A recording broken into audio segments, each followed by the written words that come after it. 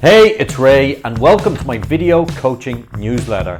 And the topic of today's newsletter is my dyslexic son does not believe in himself. So let's dive in. Dear Ray's the gang, my son is in second year and he's starting to struggle. He started off well in first year and got very good grades. His teachers say he is very enthusiastic in class and asks lots of questions. Yep, this is typical first year stuff.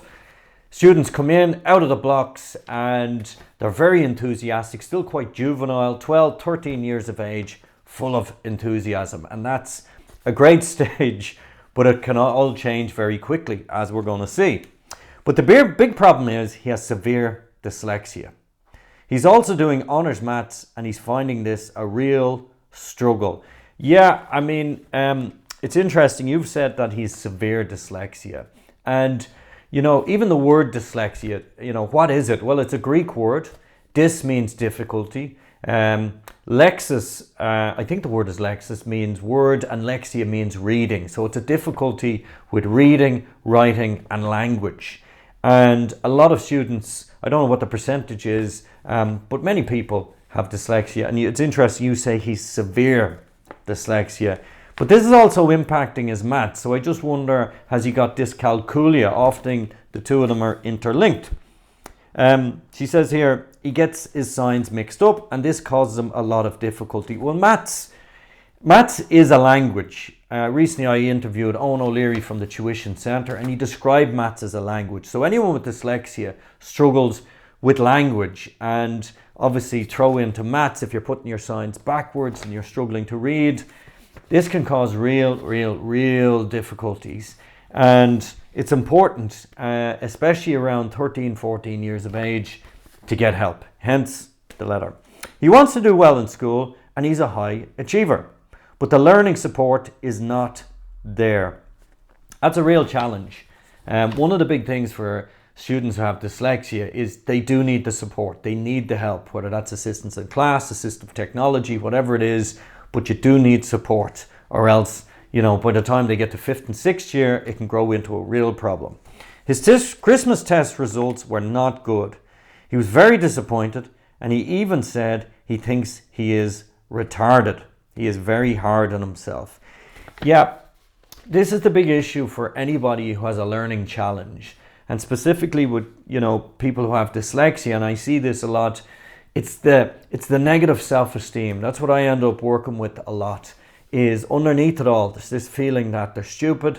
In this case, this guy is really hard on himself, describes himself as retarded, and very corrosive language and a lot of negative self-esteem. And that will only get worse over time unless they get the help and support.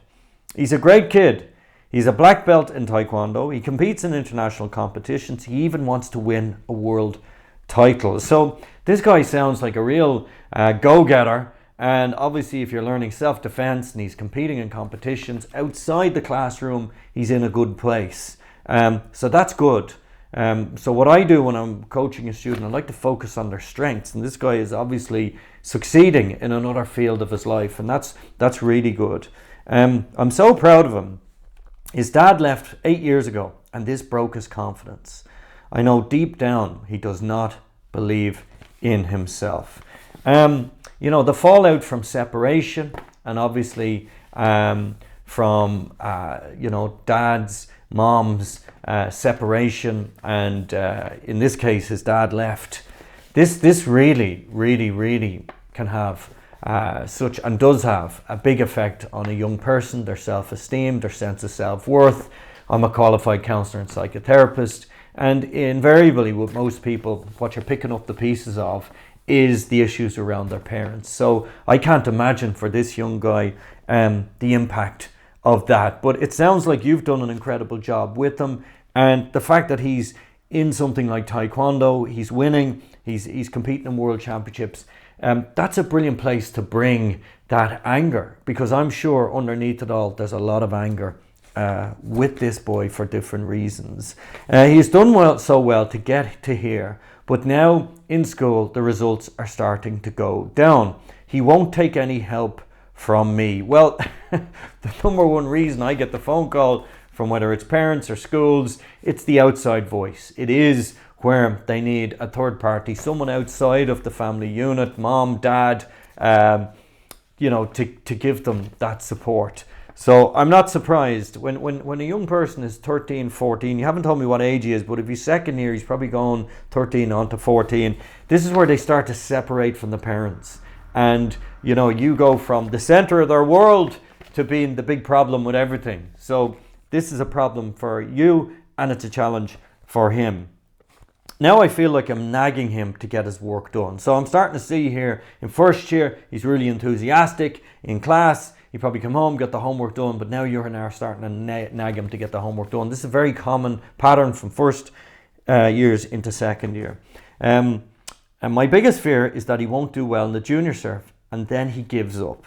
So yeah, I mean, there's an attitude out there that the junior cert's not that important, and this really kind of started to kick into gear around the time of COVID when it was cancelled.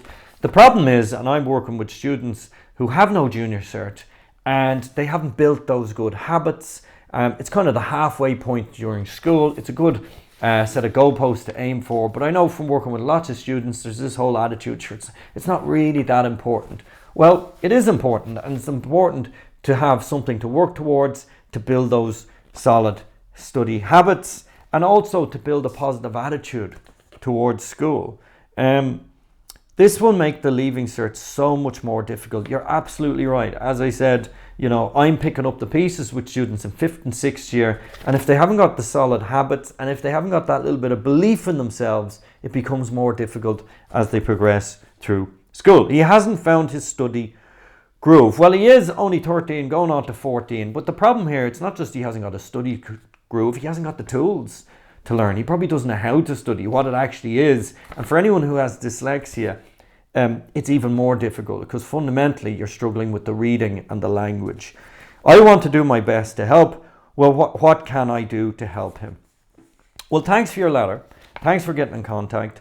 And there's a couple of different things here at play. The first thing is you have to separate, and he has to learn to separate the feelings associated with being dyslexic, and that's all the negative feelings that can come with that, and then the practical implications. And there's three big things here that we have to work out. The first thing is his self-esteem. So it's important to create a separation between his self-esteem to do with school and his feelings about himself. And if he's into Taekwondo, sport, kickboxing, all of those things, it's important to reinforce that, focus on his strengths, and give him a positive attitude that if he can do it over here, he can do it over here. The practical implications then, the second thing with school then, it's really important for you as a parent to be their advocate. So you have to fight for them right now. What's really important is they have to be in a positive learning environment. And if he's in a school that doesn't have the support, I would probably suggest that you really look at that and see if there's other options there. Can you change school? Is there other schools with a lot more support? He does need the supports. And for you as an advocate, you have to fight now to get the exemptions, to get accommodations, and things like assistive technology. He needs the support, he needs the accommodations, and he needs those exemptions. Certainly when it comes to spelling, maybe in the exams, you got a big set of exams coming your way. And in terms of mom, the third thing is, well, what can you do as mom? Well, if he doesn't listen to you, you can certainly create the environment at home. The second thing is you can keep the connection going, keep having those conversations with him, and to help him understand the concept of time and try and build in solid routines that every day he comes home between 5, I always say the 5 p.m. club, start your homework at 5 o'clock, get it finished by 6 or 7, and keep him in the routine. You can certainly help him with that. And then long term, the fourth thing I'm going to throw into the mix, subject choices for leaving cert. Just keep an eye on the practical subjects. So for someone who has dyslexia, languages are difficult, content heavy subjects are difficult, that involves a lot of language. So the practical subjects, home economics, art, music, engineering, technology, all those subjects should be explored. Subjects where he's using his hands and he can be more dynamic and creative. We know with the students who have dyslexia, they've loads of creativity. The problem is with the working memory. And when I'm coaching a student, I'm training them to understand their learning style. Mind maps I find are very useful, as well as tools where we're turning words into images, and that can be a game changer. So it's a great question. I think at this stage, the big thing is to try and keep him with a positive view of himself, working on that self-esteem and getting the supports into place. So if you want my coaching, go to raisethegame.com. If you want me to come to your school, go to raisethegame.com.